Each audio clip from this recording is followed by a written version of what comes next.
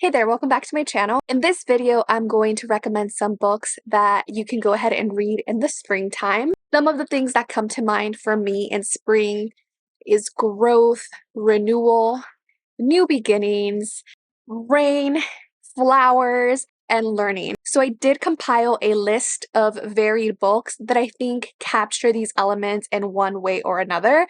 I have quite the variety from fantasy to graphic novels, one poetry book, and with the exception of one young adult book, they're all going to be adult books.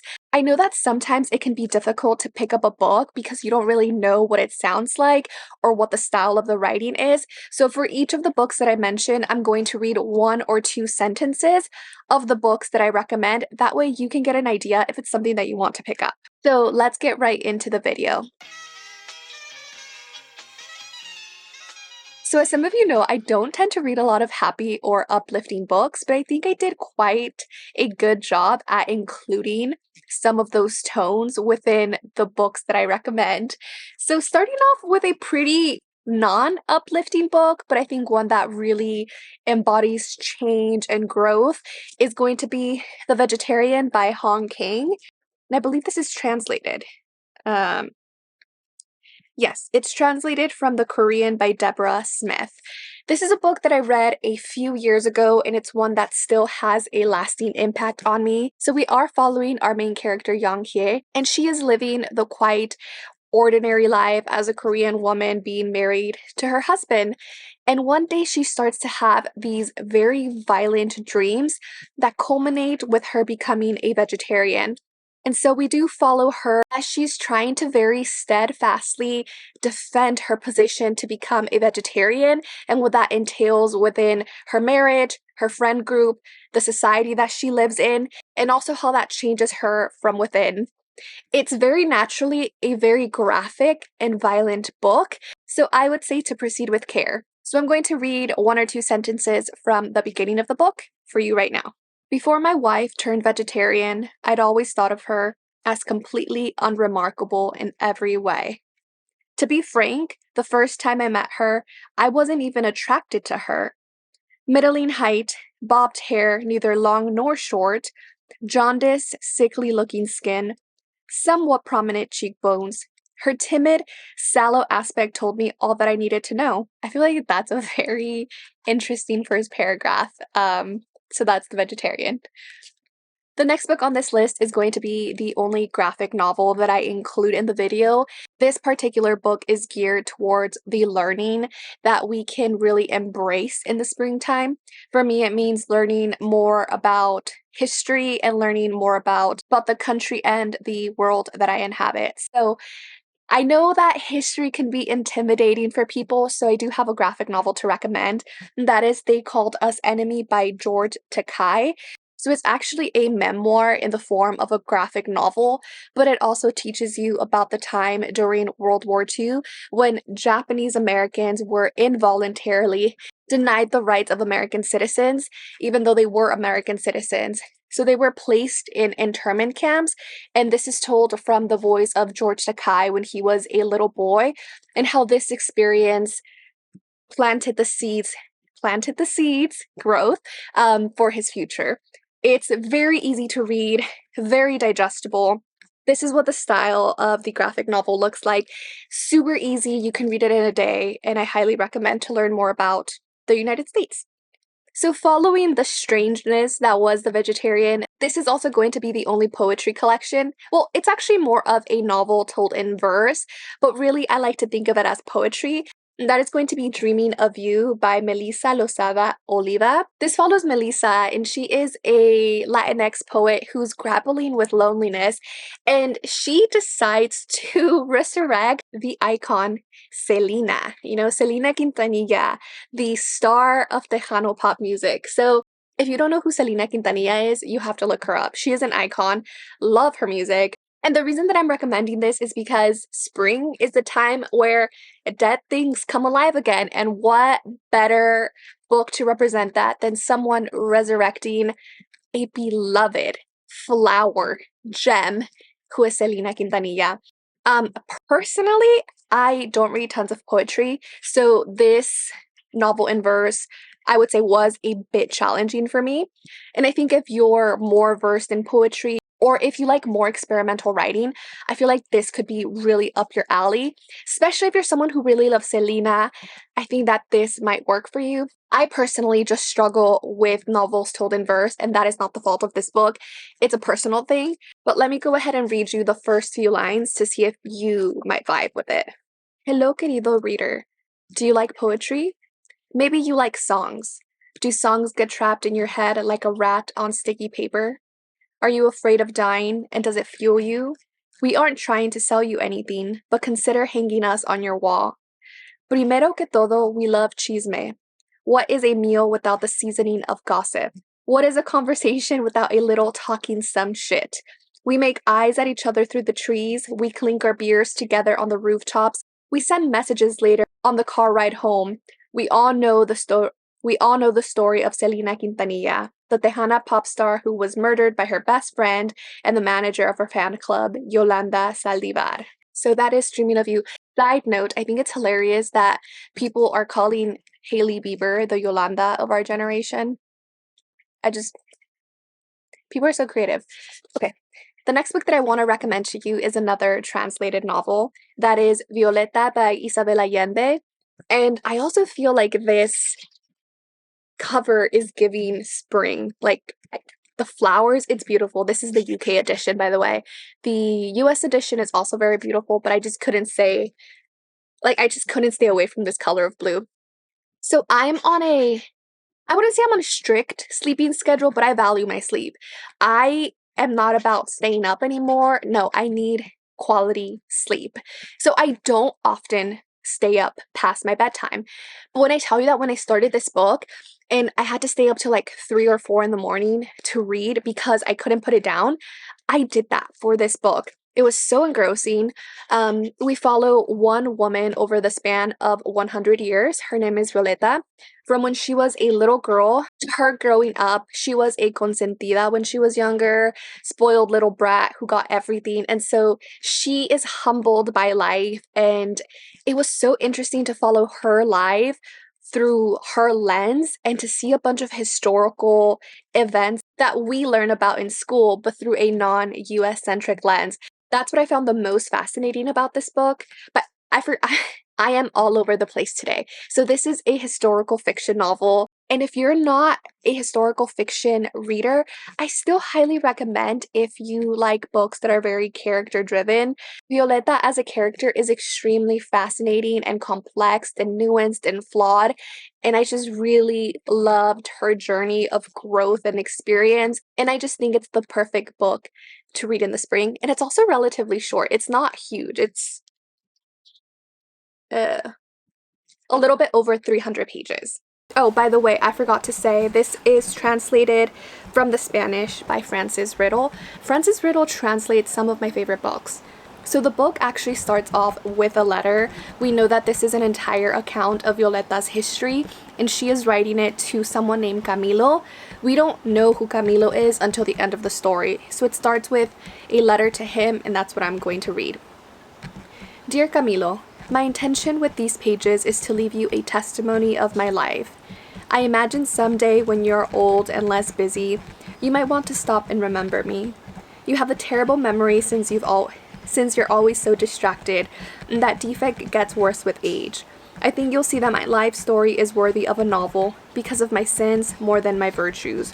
You have received many of my letters where I've detailed much of my existence, minus the sins, but you must make good on your promise to burn them when I die, because they are overly sentimental and often cruel. This recounting of my life is meant to replace the excessive correspondence. I love you more than anyone in the world, Violeta. That's all you get, folks. Switching gears a little bit, I'm going to talk about the only young adult book that I have on this list. It's a book that I deeply adore. It's one of my favorites of all time, and that is The Astonishing Color of After by Emily X. Arpan. This is a book that I think all adult readers can read and find meaning in it. It's very sad, but also very hopeful. It's one of those books that will tear your heart into pieces, but then put it back together by the end and leave you feeling more whole. And so in this one, we are following our main character. Her name is Lee Chen, and her mom committed suicide. And Lee thinks that her mother turned into a bird.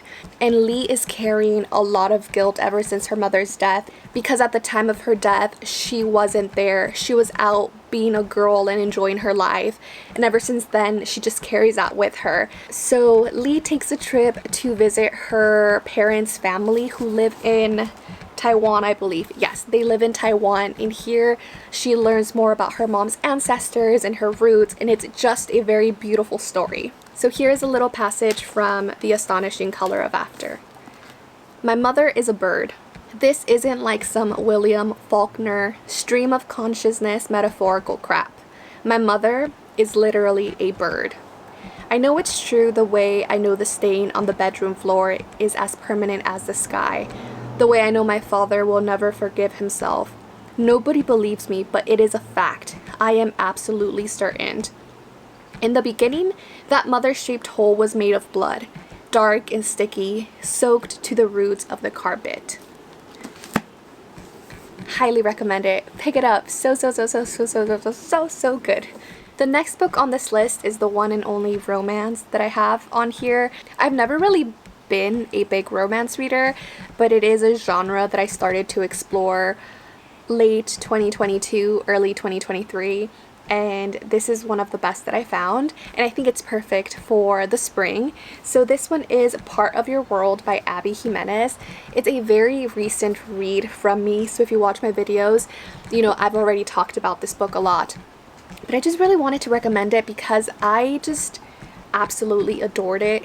I didn't realize that I would like it this much. So this is a small town age gap romance between Alexis, who is this very accomplished doctor who belongs to a very wealthy and prominent family, and Daniel, who is also from a very accomplished but very small town family who has made a very large and lasting impact within his little community, and he is the mayor of the town. He's also 10 years younger than Alexis. Alexis herself is going through a really hard time. She is separating from this person who she thought she was going to spend her life with, and he has been mentally abusing her. So it is a book that delves into some really difficult topics like mental and physical abuse. So please be in the right headspace before diving in. But it's equally a book that is so hopeful, and a book that just makes you laugh and cry, like tears of joy. It was such a pleasure to read this book and to go along Alexis' journey with her.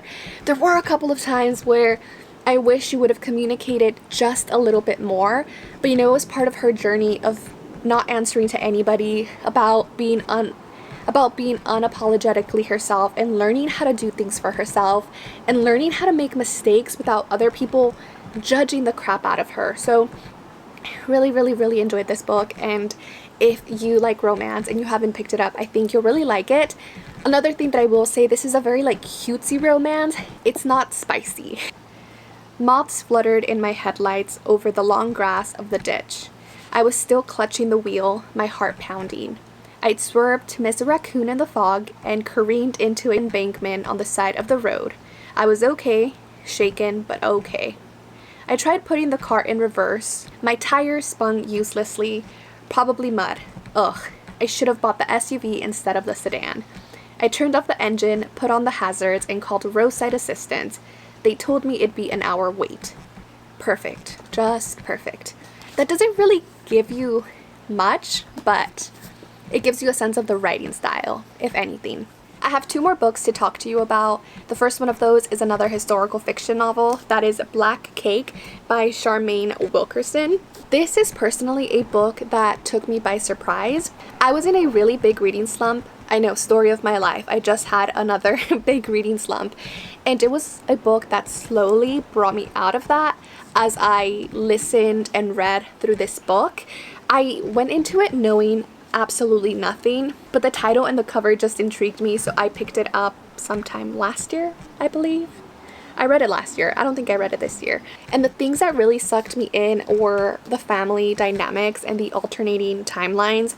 So we do follow two separate timelines. In the present, we're following these two siblings who have come together after their mother's death. There were some events that happened that caused them to move away from each other in life and to not really speak to each other. And now that their mom has passed away, they're coming together as a request from her and listening to her life story, and also celebrating at the end with this traditional black cake. And the more that you read through the story, you start to realize why this black cake is so important culturally and historically to them and to their mom. Now, in the alternating timeline, we get to hear the story of this young girl named Covey who lives on a Caribbean island and who is a really big swimmer, and we follow her story as we get to learn more about her dad and his troubles on the island, as well as her falling in love with someone on that island. And I just can't tell you if the two timelines interact or not, because that's something you'll have to read to find out. This is the prologue. He should have known it would come to this. He should have known the day the hawk guy wife of his ran away from home. Should have known the day he saw his daughter swimming in the bay as a storm bore down on her. Should have known when his parents dragged him to this island and changed their names. He stood at the water's edge now, watching the waves crash white against the rocks, waiting for his daughter's body to wash ashore. That is Black Cake. The last and final book that I have for you today is called The Inheritance of Orquidea Divina. This is by Zoraida Cordova, and this is a fantasy book that is filled with so much heart and magic, but can get a little bit dark and twisty at times. And for me, the magic and the story and the pull of the story is in the secrets that Orquidea held, but also in her family and the way that they gather around each other to break this generational curse. This is a book that reminds me a little bit of Encanto, if you've seen that Disney movie, the We Don't Talk About Bruno, because things and items in the Montoya household and house seem to never run out. They're always there, they're always plentiful, and the house may or may not have this magic to it. And at the center of this house is Orquidea Divina.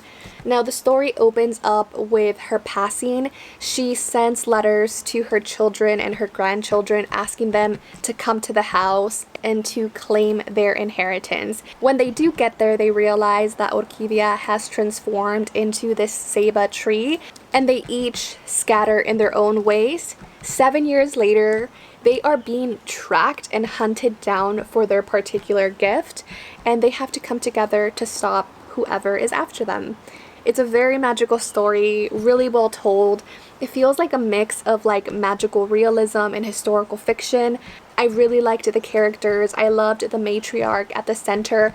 And in alternating chapters, we also get to hear a little bit more about Orquidea Divina, who she was, and how she became the person that she ended up being.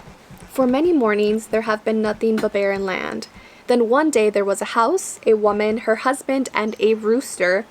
The Montoyas arrived in town of Four Rivers in the middle of the night, without fanfare or welcome wagons or cheesy, limp green bean dishes or flaky apple pies offered in an attempt to get to know your new neighbors. Though in truth, before their arrival, the townspeople had stopped paying much attention to who came and went anymore.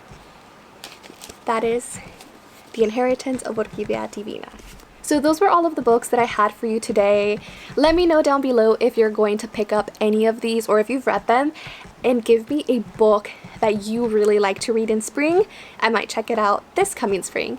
Thanks for watching, and I will see you on the next one. Bye!